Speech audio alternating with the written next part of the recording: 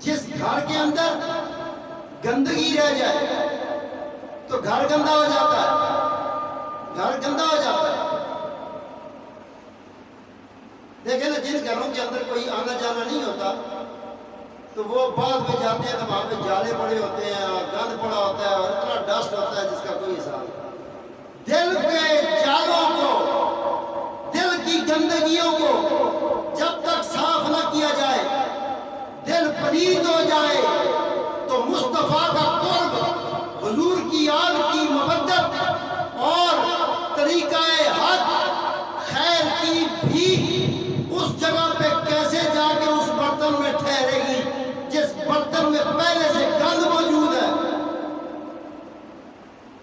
امر بالمعروف، امر بالمعروف، نیکی کا حکم تو دو، لیکن یہ حکم کب کارگر ہوگا؟ جب حکم کے ساتھ جڑی ہوئی چیز۔ دیکھو کسی کو کہتے ہیں نماز پڑھو، سارے کہتے ہیں ٹھیک ہے آتا نہ پڑھو نہ ہو۔ آپ کسی کو کہتے ہیں روزہ رکھو، 10 بات بتائیے، آپ روزہ رکھے نا، صحیح کہہ رہے ہیں، غلط تو نہیں کہہ رہے۔ بے شک آپ نہ پہ پڑھتا ہوئے، آپ روزہ نہ پہ رکھتا ہوئے، تو ہر ایک بندہ کہے گا اچھی دعوت دے رہے ہیں نا، اچھی بات کہہ رہے ہیں۔ آپ کہیں جی گالیاں نہ دیا کرو، اچھی بات، لیکن وَنَهْيَ لِلْمُنْكَرْ کیا ہے؟ حسین ابن علی نے، گھرانہ رسول نے، رسول اللہ کی تعلیمات نے ایک چیز بتلائی ہے۔ وہ جو سرنج ڈاکٹر صاحب صاف رکھتے تھے، اس کی وجہ یہ تھی کہ جو خالص مواد، خالص دوائی، اچھی دوائی بیماری کے لیے بنی ہے، وہ بیماری کے لیے بنی ہوئی دوائی کو کوئی گندگی نہ لگے، وہ صاف ذہنوں میں، جس طرح سے ہم لوگ کہتے ہیں قرآن دل میں محفوظ ہوتا ہے، قرآن ناک میں محفوظ کیوں نہیں ہوتا؟ استغفر اللہ، قرآن دل میں محفوظ ہوتا ہے، اور دل وہ کوٹھا ہے جس کوٹھے میں اللہ اور اس کا رسول رہتا ہے، وہ سبحان اللہ۔ تو سرنج کی صفائی کی وجہ یہ ہے کہ صاف دوائی آپ کے بیمار جسم میں جب منتقل ہوتی ہے تو وہ صفائی آپ کے اندر کی صفائی کر دیتی ہے، اندر کی بیماریاں ختم کر دیتی ہے۔ اسی طرح تعلیم دین مصطفیٰ، نماز، روزہ، حج، زکوٰۃ اور دین کی خیر کی باتیں، یہ آپ کے اندر تب قوت والی، طاقت والی، خشوع والی نماز، عمرہ حلال کی کمائی کا، حج خدا کی خوشنودی کے لیے، اپنی جان تک کی قربانی کے لیے، جو لوگ شہید ہوتے ہیں، میدان جنگ میں نکلتے ہیں، ان کی جو جہاد کی محنت ہے، ہر دین سے جڑا ہوا کام تب عزت والا ہے، تب قدر والا ہے کہ آپ کا تعلق اس پاک دوائی سے ہو جس دوائی نے اسلام کو صحت یاب کیا ہے۔ بولو سبحان اللہ، زور سے بولے ذرا سبحان اللہ، سب کی آواز ہے، بولے سبحان اللہ، سبحان اللہ۔ بیمار اسلام جب کربلا میں پہنچا، اس سے پہلے بھی بہت دفعہ اسلام پر اٹیک ہوتے رہے، کربلا سے پہلے بھی۔ کبھی اس پہ کرونا کی مرض آئی، کبھی کینسر نے اسلام کو پکڑا، کبھی ٹی بی اسلام کے قریب آئی، کبھی اس اسلام کو شوگر کی مرض لگی۔ جو بھی بیماری آئی تو دوائی اس کے لیے اللہ نے اہل بیت رکھا ہے، بولو سبحان اللہ۔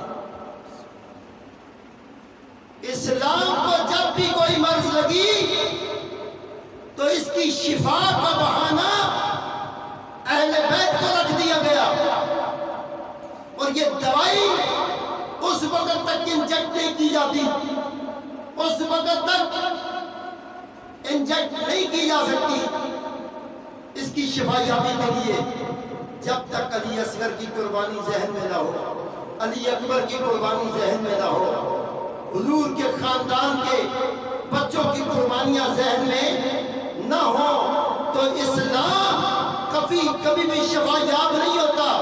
تو مساجد میں جتنی نمازیں پڑھانے والے اور خطبات جمعے کے دینے والے، اپنی محافل کو ترتیب دے کر کراؤڈ اکٹھا کرنے والے اور لنگر کی پروانی کرنے والے، جو جہاں بیٹھے ہیں، جب تک ان کے دل میں حسین کی طرح عاجزی نہیں آئے گی، حسین کی طرح صبر نہیں آئے گا، حسین کی طرح اخلاق نہیں آئے گا، حسین کی طرح خون کا وضو کرنا اور گردن کٹا کے سجدے کرنے کا حق ادا نہیں کرنے کا پتہ چلے گا، تب تک اسلام کی اصل کو امر بالمعروف کہنا ان کے لیے غلط ہے۔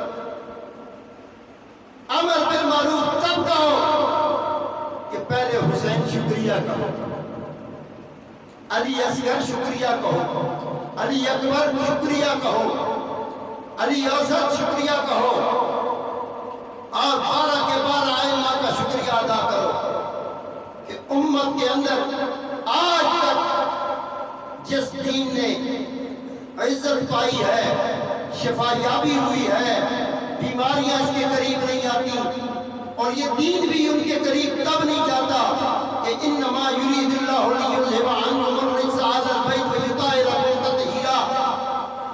یہ بھی اعلان کر رہا ہے نماز اس کی ضرور ہے، لیکن نماز سے اس کو نفع کوئی نہیں ہوگا۔ روزہ اسلام کے دعوے داروں کی ضرور ہے، لیکن اس روزے سے اس کو کوئی نفع نہیں ہوگا۔ اور حج والے کی حج ضرور ہے کہ دنیا والے اسے حجی کہیں، لیکن حج اسے نفع نہیں دے گا۔ کیوں؟ جب تک یہ قدر اس کے دل میں نہ بیٹھے کہ امام حسین نے عمرے کو حج کو مؤخر کر کے عمرہ ادا کر کے کربلا معلیٰ کا سفر کیا، اپنے شیخانوں کو اور اپنی ازواج کو، اپنی بیویوں کو ساتھ لے کر کربلا میں پہنچے، تو معلوم ہوا حج وہی اچھا ہے کہ جس کے دل میں جذبہ امام حسین زندہ ہے۔ سبحان اللہ۔ جذبہ امام حسین اسلام کا پیغام ہے۔ اشاعت دین، فروغ دین کے لیے امر بالمعروف و نہی عن المنکر کو سمجھنا ضروری ہے۔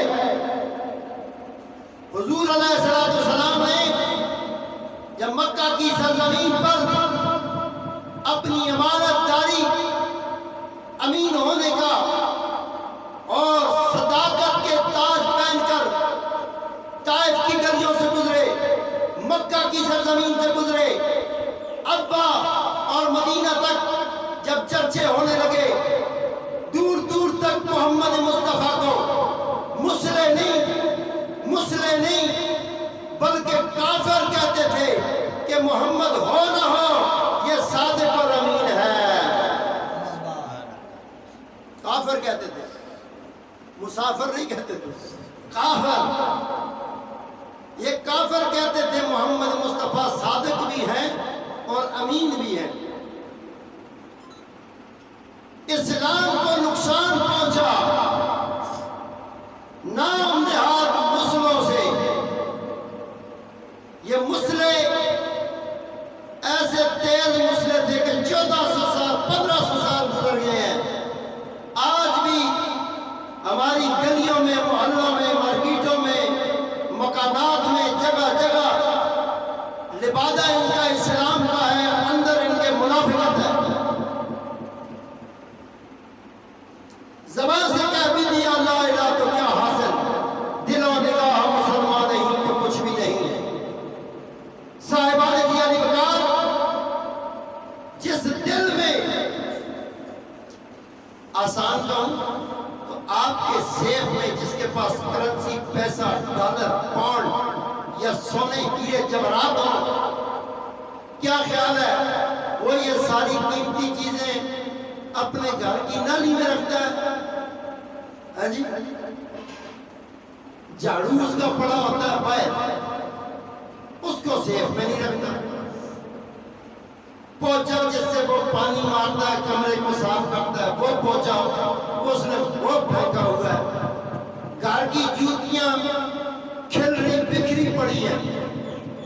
اور سونا ایک تالا، تالے ہوتے ایک اور لا تالا، بڑے لالا ایک لاہور تالا، تالے پہ تالا، کیوں؟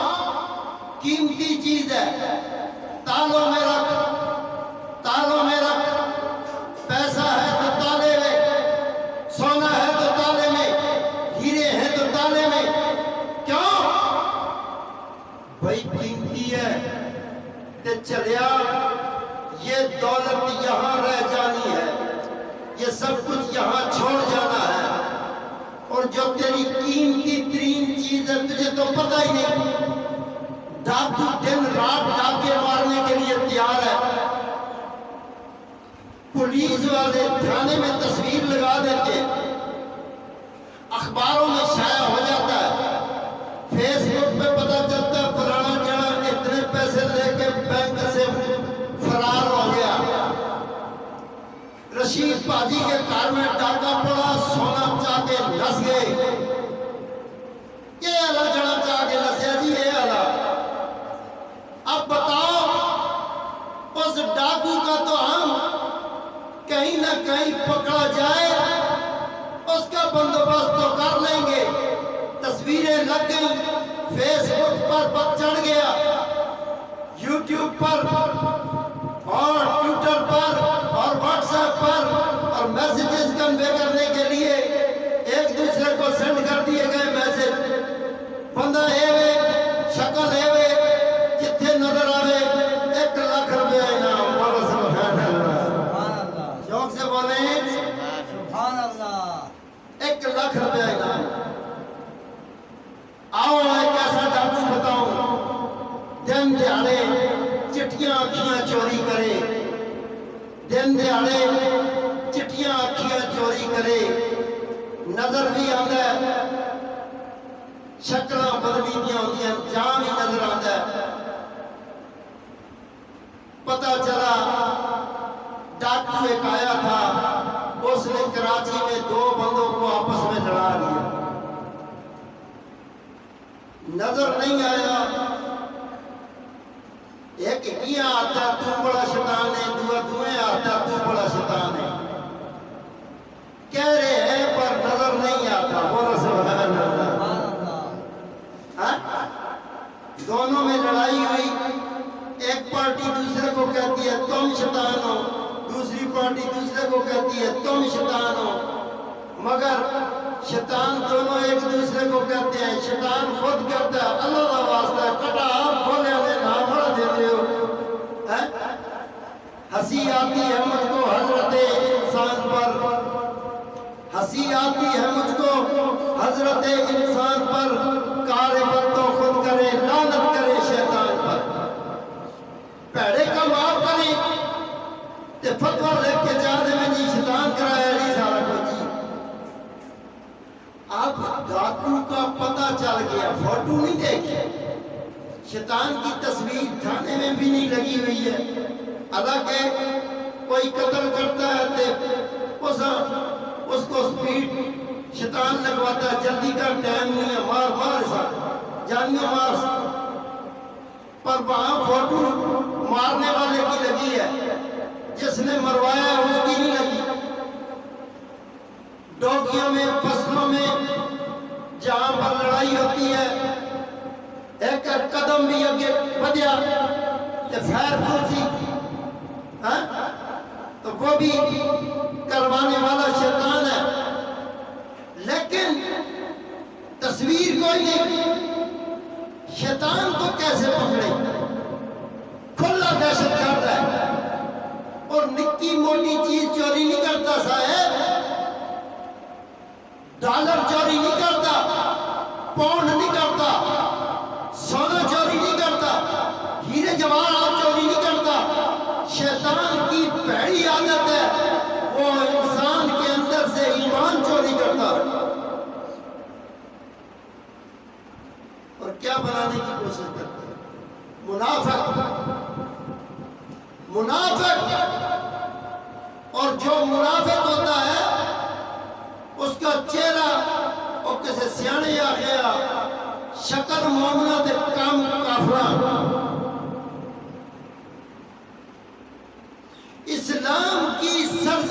پر جس نے اپنا سکہ منوایا ہے اس شخصیت کو کہتے ہیں امام حسین علیہ السلام۔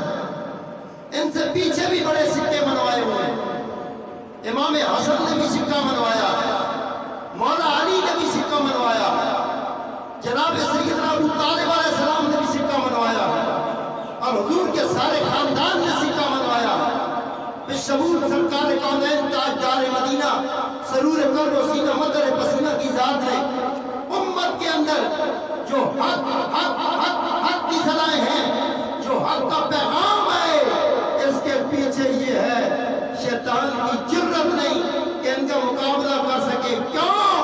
قرآن میں اس نے ایگریمنٹ لکھ کر دیا ہوا ہے، لَأُغْوِيَنَّهُمْ أَجْمَعِينَ، میں سب کو گمراہ کروں گا، مِنْهُمُ الْمُخْلِصِينَ، یا رب جب تیرے مخلص ہیں میں ان کا کچھ نہیں کر سکتا۔ بولو سبحان اللہ۔ اب اللہ کا مخلص بننے کے لیے کیا کیا جائے؟ اللہ کے نبی نے طائف میں جو پتھر کھائے، کیا اس وجہ سے طائف میں پتھر کھائے کہ لوگ ان کو صادق اور امین کہتے تھے؟ میں ایک بندہ ناچیز اگر میری وجہ سے کوئی لڑائی ہو جائے، کسی جگہ سے میری غلطی کی وجہ سے لڑائی ہو جائے تو وہ میری وجہ ہے۔ انسان کو اشرف المخلوقات بنایا اور ان کے سر پر جو تاج ہے، انسانیت کا جو اعلیٰ میڈل ہے، اس میڈل کا نام ہے کہ ان کے سر پر وَمَا أَرْسَلْنَاكَ إِلَّا رَحْمَةً لِّلْعَالَمِينَ، حضور کی ذات کو رحمت بنا کر سجایا ہے۔ بولو سبحان اللہ۔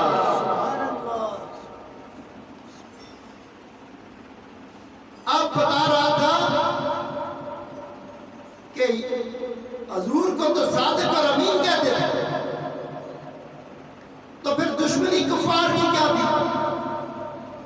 حضور اپنے کریکٹر کے اعتبار سے، اپنے ایٹیٹیوڈ کے لحاظ سے، اپنے کردار سے، اپنی گفتار سے، اپنے پیغامات سے، اپنی تعلیمات سے، اپنی اولاد سے اور اپنی جد سے جو جانے گئے وہ صادق بھی تھے اور امین بھی ہے۔ بولو سبحان اللہ۔ حضور کی جد بھی صادق اور امین ہے، حضور کی آل بھی صادق اور امین ہے۔ تو دشمنی کیا؟ کافروں سے دشمنی کی وجہ، خندق کی وجہ کیا بنی؟ احد کی کیا وجہ بنی؟ غزوات میں اللہ کے نبی کے صحابہ کس وجہ سے حضور کے ساتھ نکلتے؟ کس وجہ سے حضرت حیدر کرار کی تلوار چلتی؟ کیا دشمنی تھی بھائی؟ ایک دشمنی، لا الہ الا اللہ، لا الہ الا اللہ۔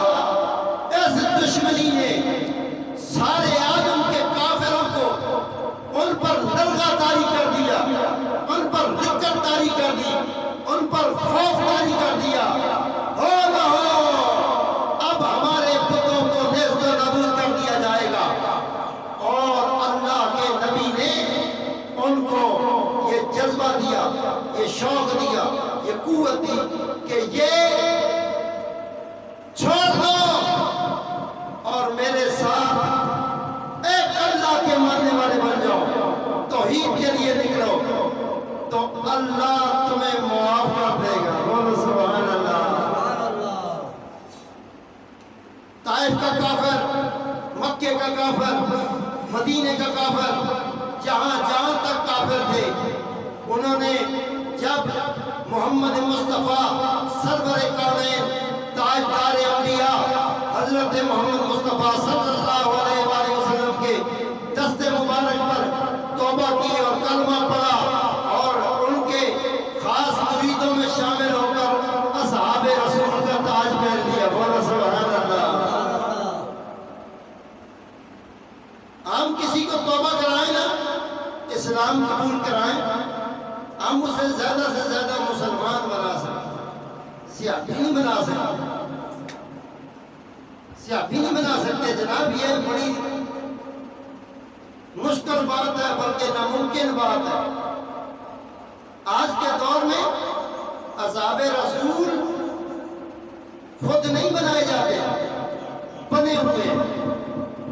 ان کی تشکیل سازی اور ان کی محنت میں مصطفیٰ کی محنت شامل ہے، اور حضور کا خاندان ہر لحاظ سے خاتم النبیین محمد مصطفیٰ سرور کائنات تاجدار انبیاء کا جو خاندان ہے وہ اتنا عزتوں والا ہے کہ ان کی محنت میں کربلا تک نہیں، امام مہدی علیہ السلام تک ہر سید زادے کی کوشش اور توجہ یہی ہے، سب کچھ کر لو مگر توحید کے مقابلے میں تم ہمارے سامنے مت آنا کہ تم توحید کو مٹا دو گے، کہ تم توحید کے خلاف بکواس کرو گے۔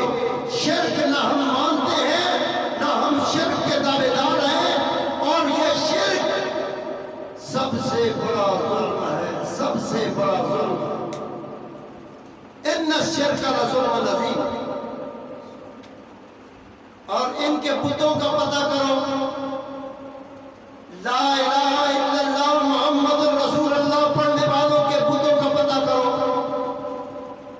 ہندوؤں کے بت گنیش، گنپتی بابا، پتہ نہیں کیا تو پتہ نہیں کیا، اور یہ جو کلمہ پڑھنے والے ہیں ان کے بت، ان کی بغل کے نیچے انا کا بت، غرور کا بت، تکبر کا بت، روپے پیسے کا بت، قومیت کا بت، اور کہیں علماء ہونے کا بت، عالم دین ہونے کا بت، اور کہیں پیر ہونے کا بت۔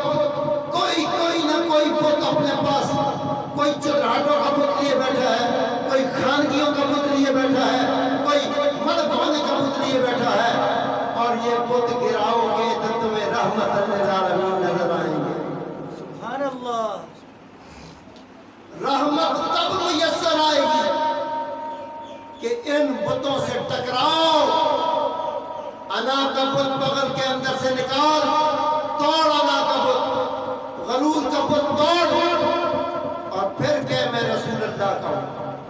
پھر تیری نماز، پھر تیرا روزہ، پھر تیرا حج، پھر تیری زکوٰۃ دینی، پھر تیرے محافل، پھر تیری مجالس، پھر تیرا گھر، پھر تیری اولاد، سب امر بالمعروف ونہی عن المنکر کے معیار پر ہے۔ اگر منہ کچھ اور پہ آخر ہے تے ٹھڈے چ منافقت ہے تے بھائی اس کام میں تو ماسٹر شیطان سے بڑا کوئی نہیں ہے۔ بولو سبحان اللہ۔ شیطان وہ لعین ہے جس نے امت کو بتایا کہ لوگوں یہ والا گر بھی سیکھ لو، سچی دس کے کھبی مارو۔ یہ شیطان نے بتایا، سچی دس کھبی مار۔